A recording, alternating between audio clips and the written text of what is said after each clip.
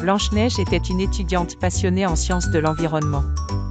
Elle ne pouvait ignorer les dégâts que causait l'entreprise de cosmétiques de sa marâtre sur la planète. Alors, avec courage, elle s'éleva contre cette pollution à travers des discours vibrants et des publications poignantes sur les réseaux sociaux.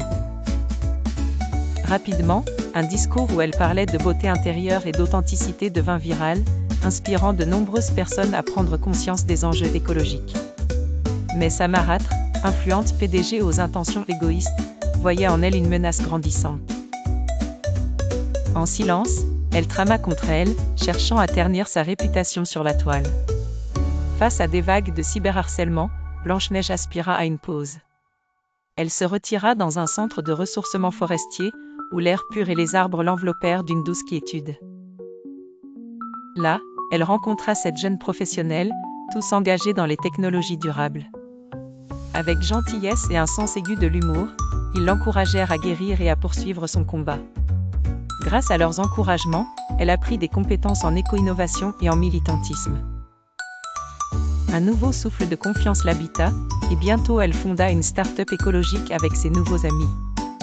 Ensemble, ils créèrent une application promouvant les marques éthiques et la beauté naturelle. L'influence de Blanche-Neige grandissait, et les ventes de sa marâtre commencèrent à décliner. Dans un dernier souffle de fourberie, la marâtre se déguisa en coach en bien-être et offrit à Blanche-Neige un smoothie de guérison, trafiqué. Durant une diffusion en direct, Blanche-Neige tomba malade, sous les regards horrifiés de son public. Pourtant, son équipe, persévérante et solidaire, enquêta et découvrit le plan machiavélique de la marâtre.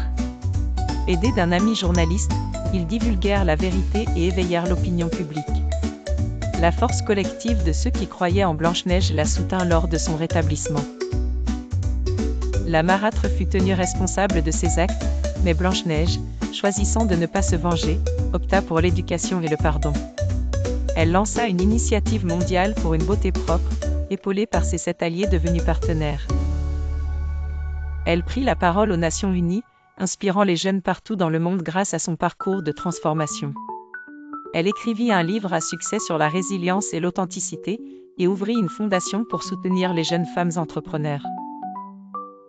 Son histoire fut adaptée en une série documentaire, touchant ainsi encore plus de cœurs. Et c'est dans cette forêt, là où son voyage d'introspection avait commencé, qu'elle trouva la paix et le bonheur. Une expérience qui, malgré les épreuves, lui offrit un renouveau magique et inspirant.